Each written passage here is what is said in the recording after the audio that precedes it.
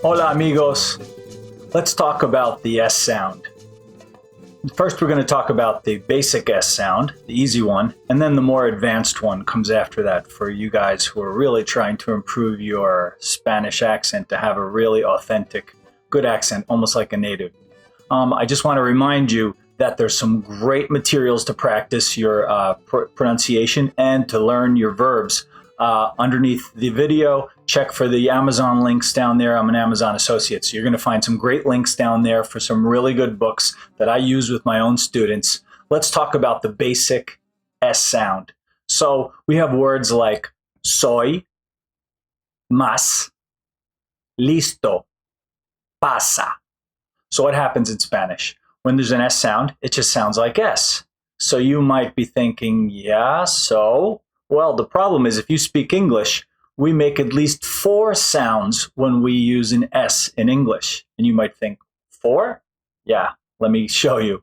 Super, that's the S sound. S, has, was, goes, does, is, all make the Z sound. We use the Z sound so often, and that's actually the problem one. So we say like positive, hesitate. But our most basic words is, was, goes, has, all end in Z. We don't say is, was, goes, has. It's not an S sound. Then we have the SH sound like in sugar, sure, insurance. And then we have the Z sound in treasure or measure. That's less common, but we make that sound too. We make 4 sounds just with the S. Okay, so throw those all out except for the S sound. S. That's the only one you make in Spanish. When you see an S, make an S. Okay. Remember to give the video a thumbs up and to subscribe, but I have the advanced sound coming up. Yeah, I appreciate it. Leave your comments too. Let me know what other sounds you want to hear me talk about or what problems you're having. Or maybe I even hit on a subject, but you need something else. You're just not able to get it, like with the R sound or something like that. So let's go over the advanced sounds now. The advanced sound is when an S comes before an R in Spanish. When an S comes before an R. What happens is the S kind of disappears, but it actually becomes more like Spanish J or an English H, right? So I'll give you some examples. Like for Israel in Spanish, it's spelled the same way, but it's pronounced Israel. Some people might force it out and say Israel, Israel. And if you put most people on the spot, they will force themselves to say it like that. But if you listen to a natural conversation, you will hear people say Israel. The next one is the rivers, which would be los and rios. But when you put it together, the S is before an R, so you have to, the S will become like a sound. Los rios, los rios.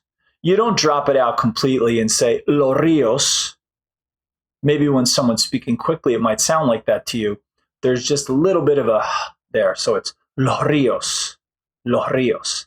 Now ask your Latino friends and see what they say. I've mentioned this because I learned this in my own advanced Spanish phonetics course that I took in college. Not one that I taught, but one that I learned from Latino teacher. So now ask your friends and see what they say. They'll probably deny it and say, no, I always say los rios. But then if you listen to them in conversation, they do this kind of naturally. Los rios. And then the last example is the frogs. Does anyone out there know how to say the frogs? Maybe you can say it before I say it. You could hit pause. Try to figure out how to say it. Now play. Las ranas. Las ranas.